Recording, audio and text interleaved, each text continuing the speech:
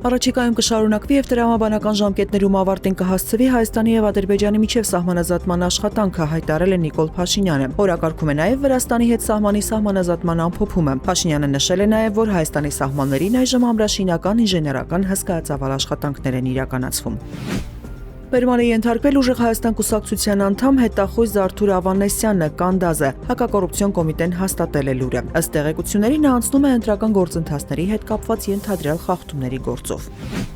Ուժեղ Հայաստան դաշինքի ապրիլի 11-ի հավաքին մասնակցելու համար ընտանիքի անդամներից 4-ը նյութապես շահագրգռել են տարբեր անձանց, այդ թվում անչափահասներին, հայտնում է քննչական կոմիտեն։ Հաղորդում է, թե խոստացել են հավաքին մասնակցելուց հետո յուրաքանչյուրին տալ 10,000 դրամ։ Բացի այդ, ընտանիքի անդամները վարձակալած տաքսիով Շիրակի մարզի Արթիկ համայնքի փոքր Մանթաշ բնակավայրից կազմակերպել են մի խումբ անձանց տեղափոխումը Երևան։ Նրանց նկատմամբ խափանման միջոցներ են ընտրվել։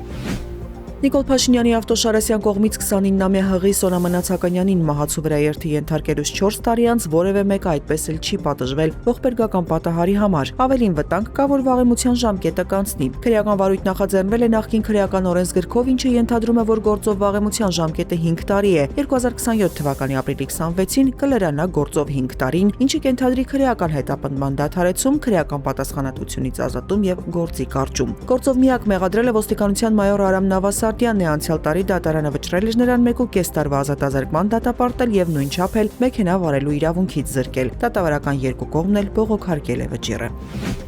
Թբիլիսիում Եվրամիության դեսպան Պավել Գերչինսկին կանչվել է Վրաստանի արտաքին գործերի նախարարություն կապված ավելի վաղ նրա կողմից արված արտահայտություններից մեկի հետ։ Մասնավորապես Գերչինսկին լրագրողներին ասել էր, որ Եվրամիությունը չպետք է թույլ տա, որ վրաց ժողովուրդը վերադառնա բռնության, քաղաքացիական պատերազմի, աղքատության, կոռուպցիայի եւ մութ ժամանակների։ Վրաստանի իշխանությունները դեսպանի խոսքերը ընկալել են որպես սպառնալիք երկրի բնակչությանը։